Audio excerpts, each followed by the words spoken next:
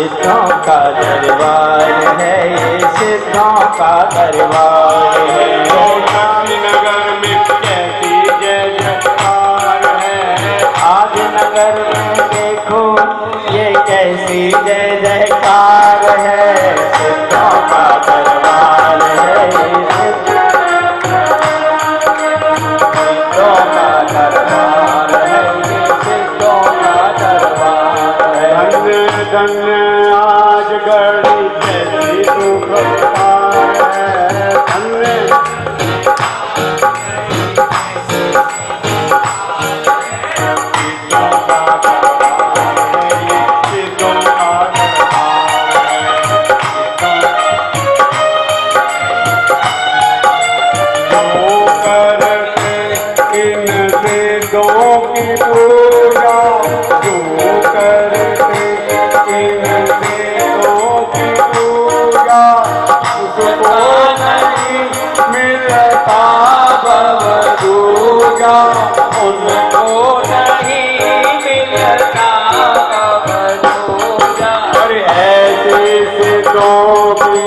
महिमा परंपार है,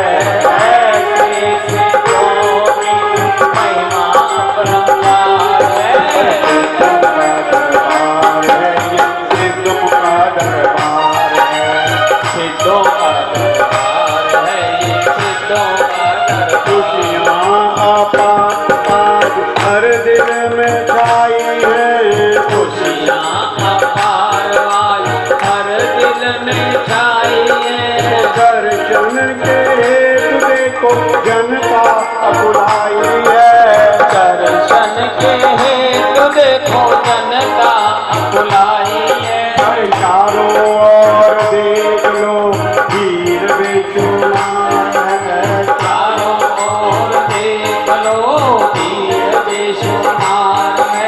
सिद्धों का दरबार है, सिद्धों का दरबार है, सिद्धों का दरबार है, ये सिद्धों का दरबार है। भक्ति से नेत्रगान कोई है कर रहे, भक्ति से नित्य गान कोई है कर रहे।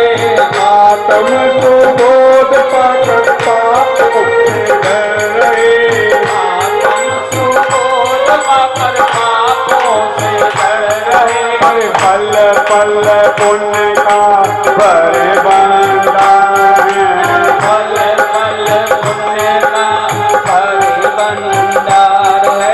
सिद्धों का दरबार है, सिद्धों का दरबार है, सिद्धों का दरबार है, ये सिद्धों का दरबार। जय जय के नाद से गूंजा आकाश है, जय जय के नाद से गूंजा आकाश है। काटेंगे पाप सब निश्चय ये आज है, काटेंगे पाप सब निश्चय ये आज है। देख लो तो भाग खुला आज मुक्ति द्वार है, देख लो सौभाग्य खुला आज मुक्ति द्वार है। सिद्धों का दरबार है, ये सिद्धों का दरबार है, सिद्धों का दरबार है, ये आज देखो मंदिर जी में कैसी जय जयकार है, आज देखो मंदिर में कैसी जय जयकार है। सिद्धों का दरबार है, सिद्धों का दरबार है, सिद्धों का दरबार है, ये सिद्धों का दरबार। धन्य धन्य आज घड़ी कैसी सुखकार है, धन्य धन्य आज घड़ी कैसी सुखकार है। सिद्धों का दरबार है, ये सिद्धों का दरबार है, वीर का दरबार है, महावीर का दरबार, वीर का दरबार है, महावीर का दरबार। इधर कर ले। आदरणीय श्री प्रमोद जी मॉडल टाउन से यहाँ विशेष आपको जानकारी देने के लिए आए हैं। सर्वप्रथम हम भीमपुर जनसभा की ओर से भाई प्रमोद जी का बहुत बहुत स्वागत करते हैं। ये ऐसे महान व्यक्ति के व्यक्ति हैं जो जैन समाज को एक नई दिशा दे रहे हैं और तन मन धन से समर्पित हैं धर्म के प्रति। आज हमारे पीछे हम उपस्थित हैं। जैसा कि श्री महावीर जी में मोहम्मद का अभिषेक आचार्य वर्धमान सागर जी महाराज के सानिध्य में बहुत विशाल तौर पर चल रहा है, बहुत विशाल आयोजन है। तो इस आयोजन की जानकारी देने के लिए आपके पास आए हैं। आपके भाव भी वहाँ जाने के बने। मैं हमारी सभा के प्रधान श्री सुनील जी ने निवेदन करूँगा कि भाई मनोज जी का स्वागत करें। नहीं बताइए हमारा पास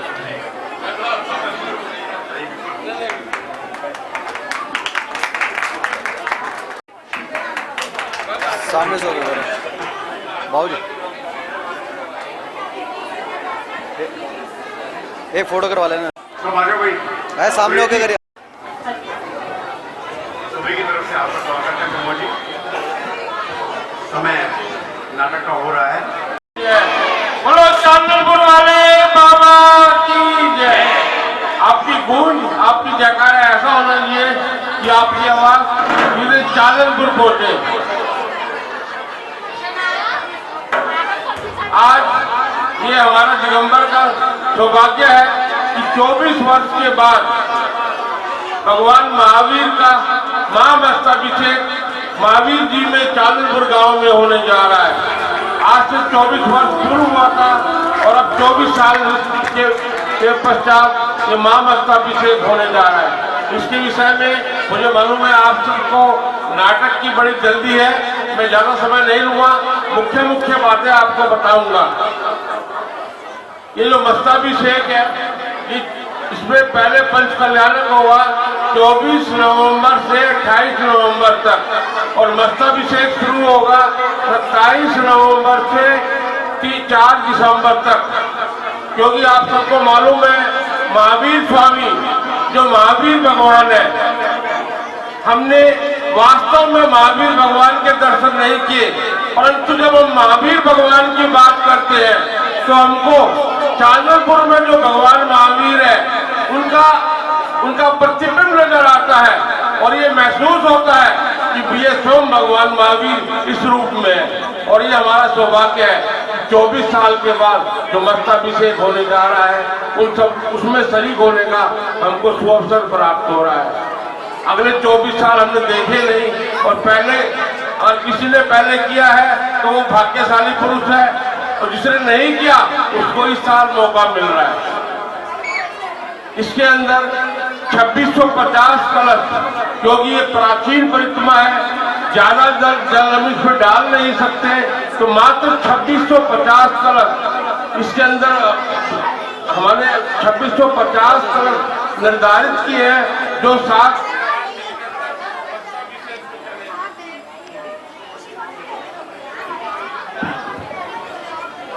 हेलो 2650 कलश के द्वारा महामस्तकाभिषेक होगा। कलशों की बुकिंग शुरू हो चुकी है। कलश की क्या क्या राशि है ये आपके सामने जो फोल्डर लगे हैं इन सब में कलश की राशि लिखी हुई है। वैसे तो काफी कलश 70-80% कलश बुक हो चुके हैं। कलश ऑनलाइन भी बुक हो रहे हैं और आपके भाई सुनील जी इस जो ये महामस्तकाभिषेक कमेटी हमने बनाई है दिल्ली प्रदेश की, भाई सुनील जी उसके सक्रिय सदस्य हैं और संयोजक है। तो सुनील जी भी और आपके यहाँ से भी अजय जी जैन ने एक ऑलरेडी कलश बुक करा दिया है। ऑलरेडी अजय जी जैन अजय जैन राणा प्रताप वो कलश भी भाई सुनील जी के माध्यम से ही बुक हुआ था। कलश की राशि 50,000 रुपए से शुरू होती है। 50,000 रुपए, 80,000 रुपए, 1 लाख, 1.25 लाख, 2.5 लाख इस तरह से कलश है। पर 50,000 रुपए, 80,000 रुपए के ऑलमोस्ट सारे कलश बुक हो चुके हैं। मेन जो मैं आपको बताने आया हूँ कि आप सबका सौभाग्य इसमें लगे, इसमें एक जन मंगल कलश की योजना बनाई है। क्योंकि कलशों की राशि बहुत सीमित है, कलशों की संख्या बहुत सीमित है। जन मंगल कलश की एक योजना बनाई है कि मात्र आप 2000 रुपए का कूपन लो, 2000 रुपया ऑनलाइन ट्रांसफर करो, आपके नाम का वहां पर रजिस्ट्रेशन हो जाएगा। इस तरह टोटल 120 कलश जन मंगल कलश योजना के द्वारा किए जाएंगे 29 नवंबर से 4 दिसंबर तक, मतलब प्रत्येक दिन 20। तो जितने भी हमारे जन मंगल कलश मात्र 2000 रुपए के बुक होंगे, 23 अक्टूबर को धनतेरस के दिन उनका ड्रॉ निकाला जाएगा। ड्रॉ निकालने के बाद 29 तारीख से प्रतिदिन 20 जो सौभाग्यशाली पुरुष हैं, जो भी सौभाग्यशाली जिनका कूपन निकलेगा, उनको इन्फॉर्म कर दिया जाएगा। और ये मानिए, जो प्रथम कलश करेगा, जिस तरह से प्रथम कलश होगा, उसी तरह ये 20 सौभाग्यशाली जिनके नाम ड्रॉ में निकलेंगे, उनको भी उसी तरह से कलश करने का मौका मिलेगा। अब वो आप भी हो सकते हैं।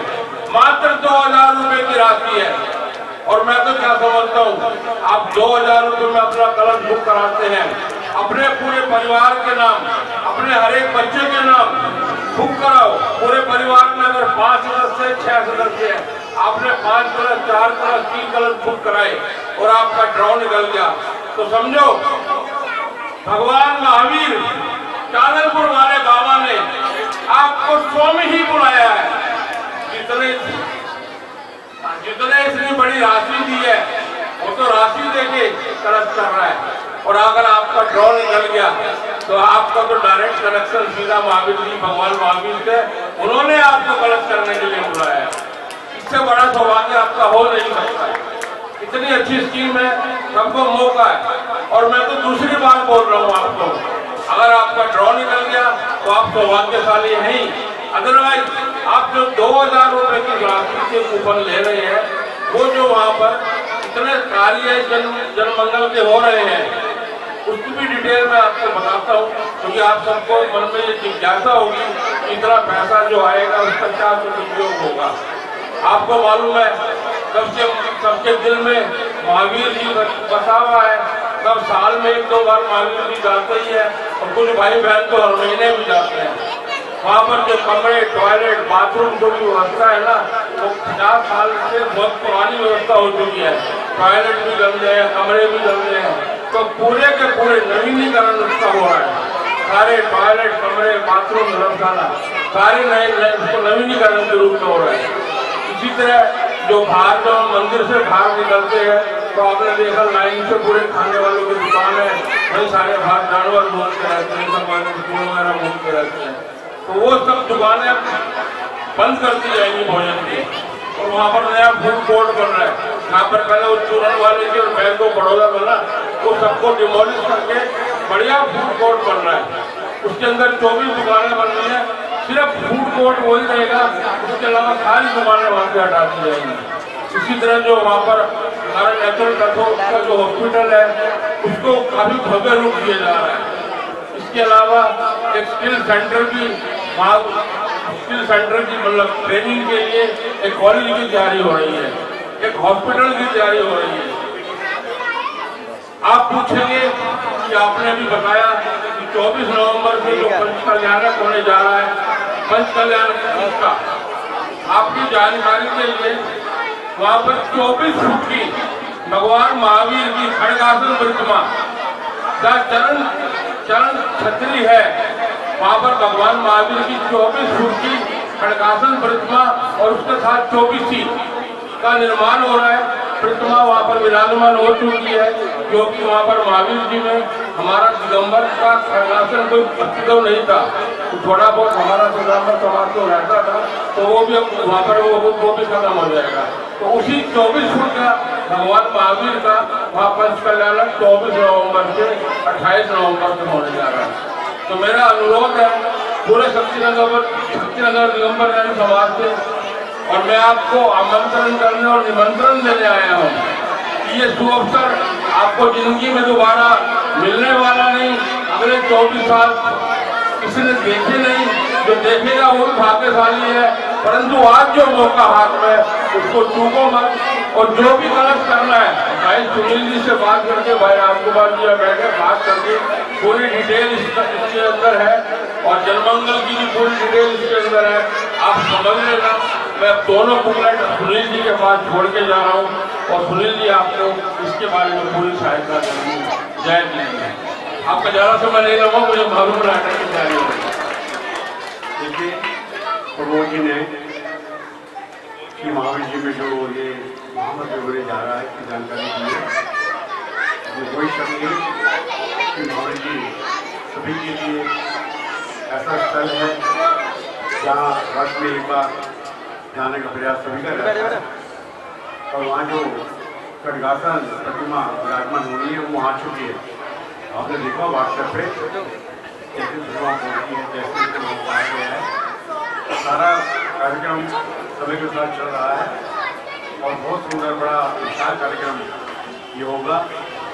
तो ज़्यादा प्रभु जी ने आपसे निवेदन किया है, हम भी आपसे निवेदन करते हैं कि आप ऊपर लें, तो बड़ा कलश लेना चाहे तो उसकी भी व्यवस्था आपको पता लग जाएगी कि बड़ा कलश को लेना चाहे तो उसके भी आप मालूम कर लें, वो बुक हो तो नहीं गया।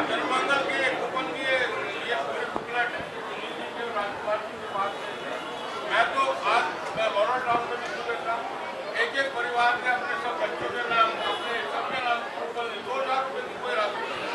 मैं तो लोगों को ऊपर निकल कर तो समझो कि आपका डायरेक्ट बुलावा आया भगवान बाप ऊपर निकले। उसके अलावा ये राशि आपकी उस काम में लगेगी जो वहाँ प्रगति के लिए हो रहे हैं, सबकी सुविधाओं के लिए हो रहे हैं। जब भगवान के प्रतिमाएँ वहाँ 24 प्रतिमाएँ और विराजमान की जा रही हैं। बहुत सुंदर क्षेत्र अभी भी है, आगे और सुंदर बनेगा, ऐसा प्रयास इस समिति का चल रहा है। ज़्यादा समय में लेकर हम प्रमोद जी वार्तालाप के लाते हैं कि हम शक्ति नगर से आपको पूरा सहयोग मिलेगा, क्योंकि भगवान भाव है। तो ये आप प्रमोद जी को हम आपकी तरफ से ये सब आश्वासन दे रहे हैं। आप यहाँ पर बैठे हैं, आपके ऊपर दर्शन दे रहे हैं कि अच्छा सभी के भाव हैं और जो हो सके अच्छे अच्छा करेंगे। बहुत बहुत धन्यवाद प्रमोद जी का।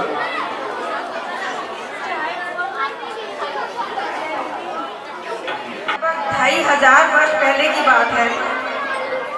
भगवान महावीर के समय में मगध प्रांत में राजगढ़ी नगरी में राजा शैलिक हुआ करते थे, जो बौद्ध धर्म के परम अनुयायी थे।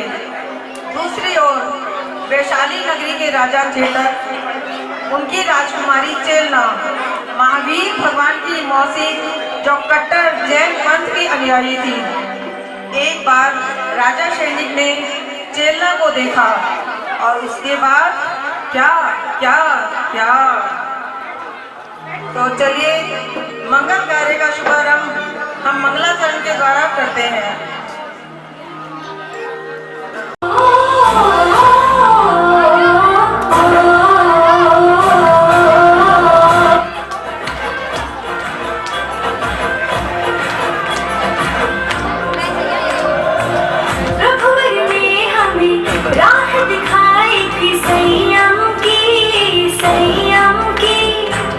महिमा बताई थी, बड़ी रोशन चमया चमकी।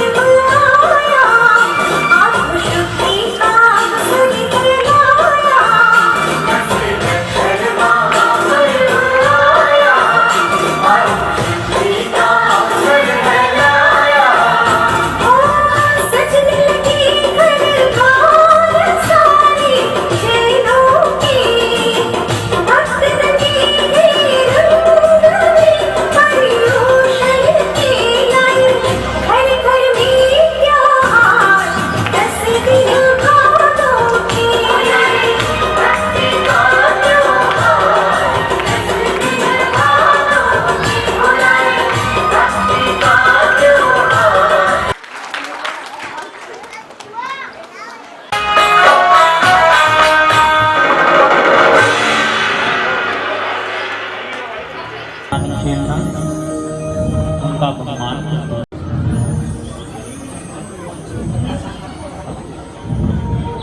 सखी ज्योति भोजन परोसिए।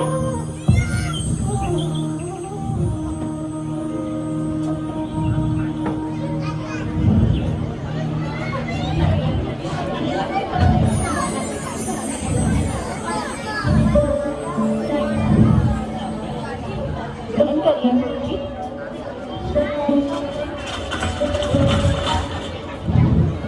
गुरुजी आज तो आनंद ही आ गया, इतना स्वादिष्ट भोजन। खाना तो सच में बहुत ही स्वादिष्ट है, पहली बार कोई बात सही कह रहा है। गुरुजी बहुत दिनों बाद मिला है, बढ़िया बढ़िया खाना, मजा आ गया।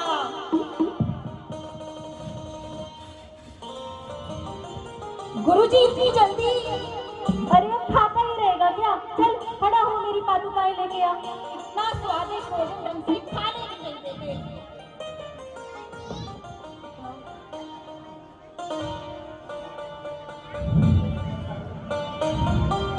गुरुजी पादुका तो है ही नहीं।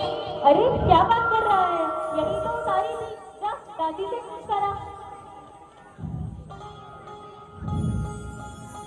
गुरुजी दादी को नहीं पता पादुका कहाँ है। जा रानी को बुला कर ला, मैं खुद ही पूछ लेता हूँ।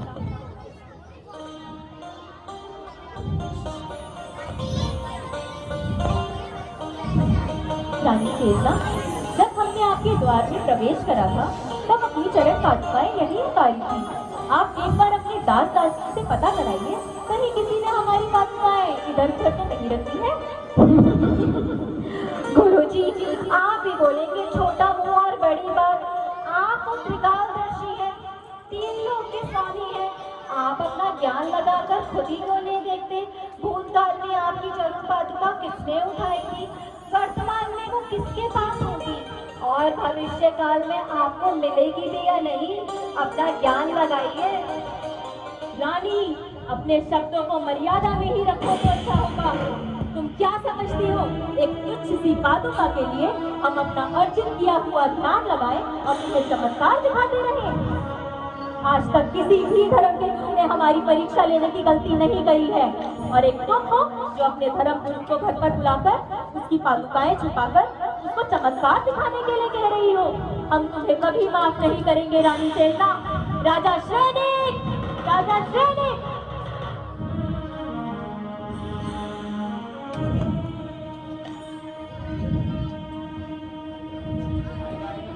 गुरुजी, गुरुजी सुनिए, क्या हुआ गुरुजी?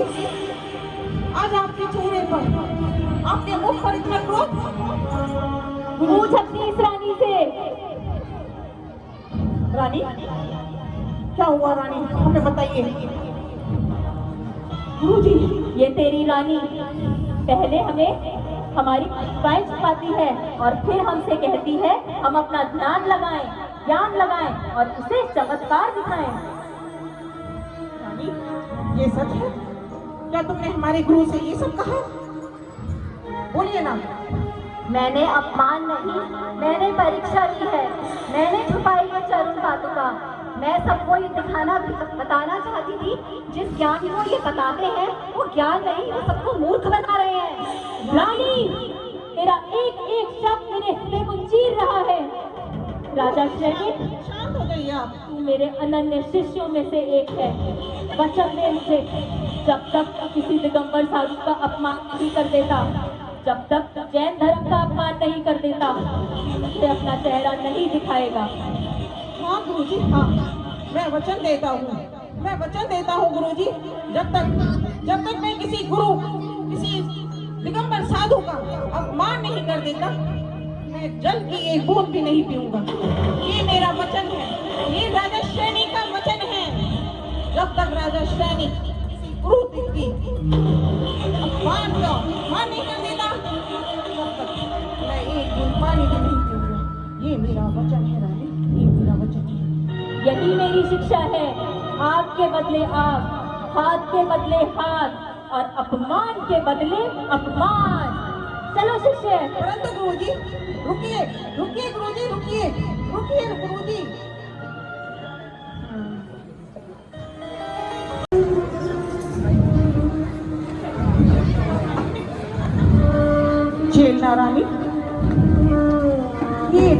ठीक नहीं किया, ठीक नहीं किया रानी। मैंने अपने गुरु को अपने महल में बुलाया था उनके स्वागत सत्कार के लिए और तुमने उनका अपमान कर दिया। मेरे गुरु का अपमान किया रानी तुमने, जिनको मैं भगवान के समान पूजा करता था उनका तुमने अपमान कर दिया रानी। ये तुमने ठीक नहीं किया रानी। मैंने अपमान नहीं, मैंने तो आपकी बात रखी है। आपने कहा था वो तो त्रिलोक स्वामी है, सब कुछ जानते हैं, तो मैंने तो बस उनका सिर्फ ज्ञान देखना चाहा था। तुम्हें कोई अधिकार नहीं था, तुम्हें अधिकार नहीं था मेरे गुरु के अपमान करने का।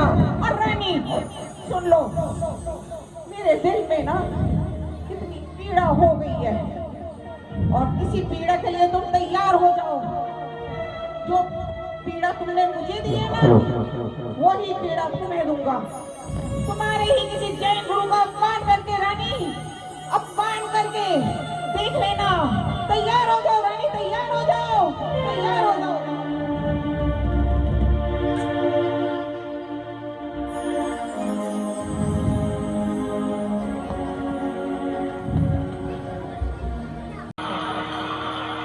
बैठे हुए हैं और वो उसी दिशा में वन की ओर प्रस्थान करते हैं।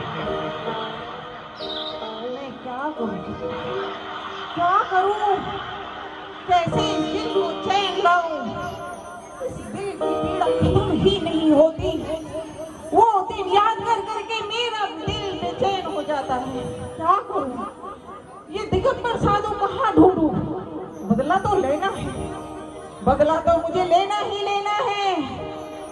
मैंने गुरु को वचन दिया है, जब तक अपमान का बदला नहीं लूंगा पानी की एक बूंद भी नहीं पीऊंगा। क्या करूं, मेरा मन बहुत अशांत है, मेरा मन बहुत अशांत है। ये महाराज शांति रखिए। कैसे शांति रखिए, कैसे? कोई मुझे समझ में तो नहीं आ रहा, कैसे बदला लूं? कोई मुझे आधार ही नजर नहीं आ रहा। क्या करूं? हो जाएगा सेनापति जी, नहीं ठीक हो सकता, नहीं नहीं ठीक हो सकता। क्या करूं?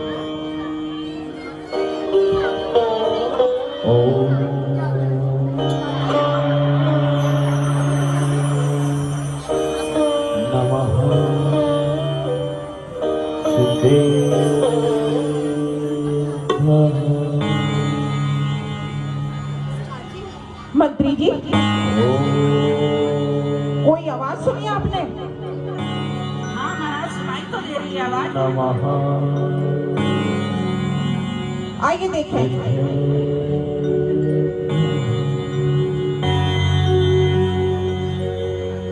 मंत्री जी, ये साधु? हाँ महाराज, ये तो दिगंबर साधु लगते हैं। क्या आप जानते हैं दिगंबर साधु ऐसे ही होते हैं? देखकर तो ऐसे ही लग रहा है महाराज। सच में दिगंबर साधु है? लग तो ऐसे ही रहा है महाराज।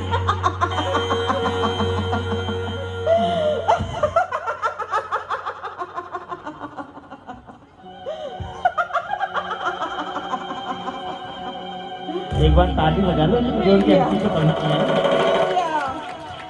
मौका मिल गया मुझे, अब तो बदला लेने का मौका मिल गया। साधु यहाँ बैठा है, भोगी साधु, पता नहीं क्या तंत्र मंत्र पढ़ने में लग रहा है। ऐसे बैठा है जैसे कोई जानता ही नहीं। जानते हैं हम इन साधुओं को, कैसे होते हैं ये साधु। दिख तो गए साधु, अब बदला लेने का कैसा तरीका, क्या करना चाहिए? महाराज रुकिए, क्या हुआ? महाराज ये तो मरा हुआ है।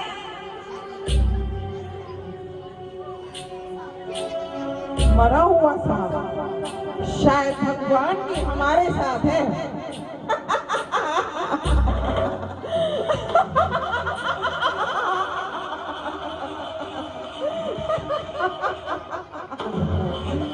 भोगी साधु, अब देख क्या करता है ये राजा श्रेणी। तेरे गले में ये सांप डालेगा और फिर देखना तेरी असलियत सामने आ जाएगी, कैसे डर के भागेगा।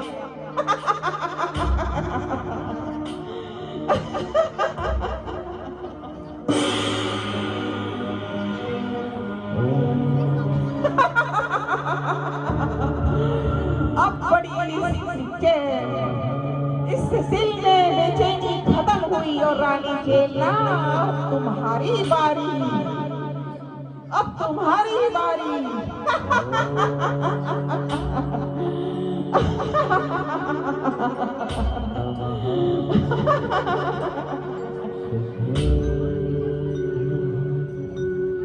महाराजा शरणिक बहुत भयभीत है। जब से राजा शरणिक ने संकल्प लिया है तब से पता नहीं वो किसी संत साधु के साथ क्या अनिष्ट करेंगे। आयुष्मान भव पुत्र। क्या बात है मान्य, आज आप बहुत चिंतित लग रहे हैं। अच्छा हुआ पुत्र तुम यहाँ पर आए, एक तुम ही तो हो जिससे मैं अपने मन की बात करती हूँ। ऐसी क्या बात है माते, आप इतनी दुखी इतनी परेशान कैसे हैं? हाँ पुत्र, मेरा मन कल से ही बहुत विचलित है। महाराज जी कल गुरुजी वाली बात को लेकर मुझसे बहुत नाराज है। नाराजगी? कैसी नाराजगी माते? मैंने तो अभी पिताश्री को देखा है, जंगल से लौट रहे और काफी प्रसन्न नजर आ रहे हैं। अच्छा? जी माते, वो अपने मंत्रियों के संग अभी बात रहे थे और काफी खुश नजर आ रहे थे। यह सुनकर तो मेरा मन और परेशान हो गया। जाने क्या बात है।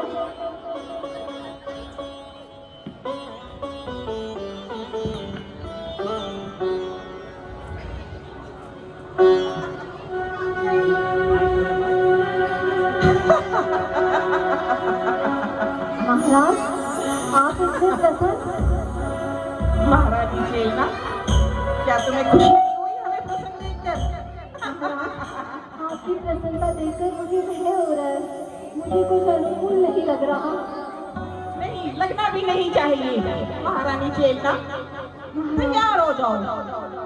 बहुत पीड़ा दी थी ना तुमने मुझे, पीड़ा दी थी ना मेरे गुरुओं का अपमान करके। मेरे गुरु, मेरे भगवान जिनको मैंने महल में भोजन के लिए बनाया, तुमने उनका अपमान किया।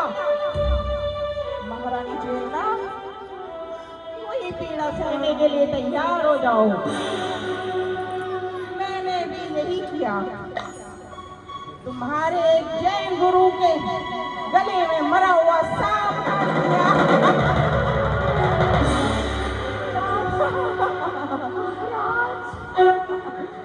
महारानी चेला समझ आती है अपने गुरु की पीड़ा क्या होती है।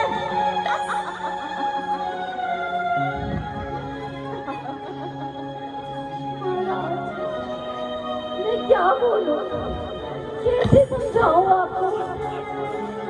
ना आपने अपनी पत्नी को जाना, ना जैन धर्म को जाना, ना ही जैन साधुओं को जाना। आप जानना भी चाहते हैं, यदि वो दिगंबर संत हुए, भले ही इस धरती पर प्रलय आ जाए, भले ही इस धरती उथल पुथल हो जाए, वो दिगंबर संत अपनी जगह से ना हिलेंगे ना हिलेंगे।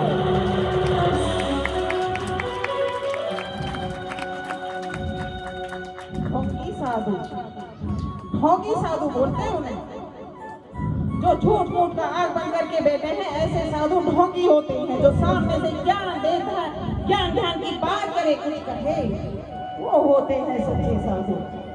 वो क्या कहेंगे जो न बोलते हैं।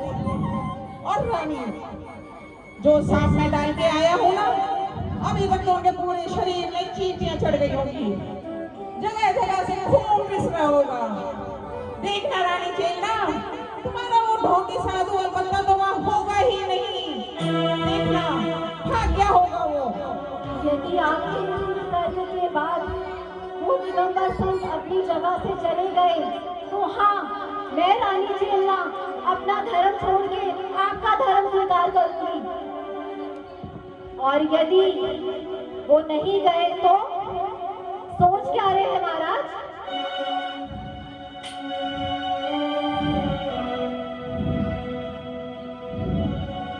रानी छेना, वैसे तो मुझे पूरा विश्वास है वो भाग भी गया होगा। फिर भी अगर वो साधु वही हुआ, उसी उपसर में बैठा हुआ तो ये राजा श्रेणी वादा करता है वो जैन धर्म अपना लेगा,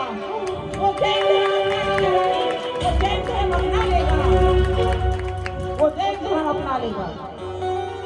रानी चेलना ये राजा प्रसन्न भी हैं और दुखी भी।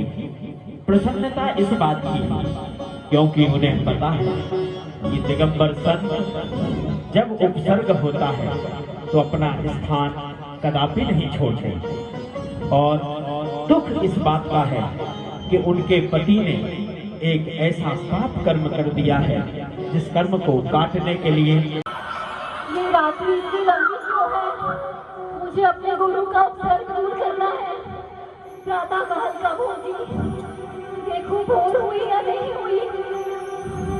मुझे जाना है। सखी, मेरी थाली चाहिए, मुझे शक्कर चाहिए।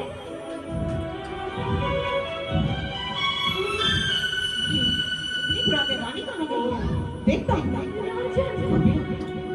ये आपने क्या किया? कौन से गर्भ बांधे हैं राजन? आपने कौन से गर्भ बांधे? ये क्या? ये साधु यहाँ बैठा अभी तक, ये तो भागा ही नहीं। ये क्या सच में ही सच्चा साधु है? ये क्या सच में ही सच्चा साधु है? क्या मैंने एक सच्चे साधु पे उपसर्ग कर दिया? मैंने एक सच्चे साधु पे उपसर्ग कर दिया। कितना बड़ा पाप किया मैंने, कितना बड़ा पाप कर दिया मैंने कितना बड़ा पाप कर दिया। राजा श्रेणी, तूने जन्मों जन्मांतर तक अपने नाम पे कलंक लगा दिया। जन्म जन्म तक अगर कोई बात करेगा तो यही कहेगा वही राजा श्रेणी जिसने एक मुनि के गले में सांप डाल दिया था। राजा श्रेणी को अपनी गलती का पश्चाताप होता है। गुरु जी, वो सब ऊपर का था, ये होती है साधना मेरी। मैंने बहुत बड़ा पाप कर दिया। कितनी चीटियां जल रही है, सारा शरीर खून खून हो गया है। गुरुदेव, गुरुजी, क्षमा क्षमा क्षमा। क्षमा राजा, मैंने पहले ही कहा था मेरे गुरु नहीं थे। मुझे पूरा विश्वास था जैन धर्म पर।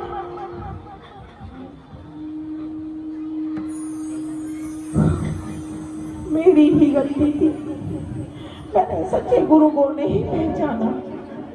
मेरी ही गलती थी। गुरुदेव, महाराज क्षमा, महाराज क्षमा। रानी चेलना नमोस्तु बोलती है और धर्म वृद्धिरस्तु ऐसा आशीर्वाद निराश देते हैं। कैसे है ये साधु? मैंने इन पर इतना उत्साह किया, फिर भी वही आशीर्वाद जो इन्होंने चेलना को दिया वही मुझे दिया। इतना समता भाव, क्या शांति है ये मुझ पर। गुरुजी, महाराज मुझे पश्चाताप कीजिए। मेरे कर्मों का मुझे पश्चाताप करना है महाराज।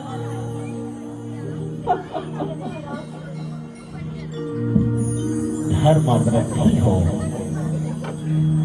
हे श्रेणी, इस जीवन में इंसान गलतियां करता है, लेकिन अनंत काल की वो गलतियां जो अब तक आप करते आ रहे हैं, उन गलतियों को प्रायश्चित करने का अवसर आ गया है।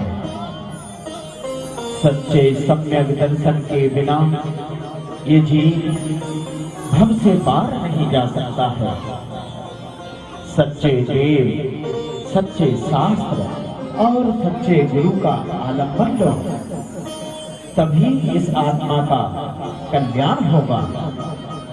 हे राजा, सम्यक दर्शन के साथ में प्रभु के समोषण में जाओ। सच्चे जिन धर्म पर, जिन प्रभु पर और जिन गुरुओं पर अपनी आस्था रखो, आपका भी कल्याण होगा। धर्म वृद्धि अस्तु।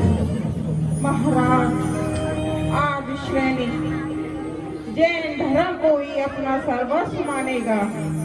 राजा श्रेणी जैन धर्म को ही अपना सब कुछ मानेगा। महाराज, बोलिए जैन धर्म की, जैन धर्म की, जैन धर्म की।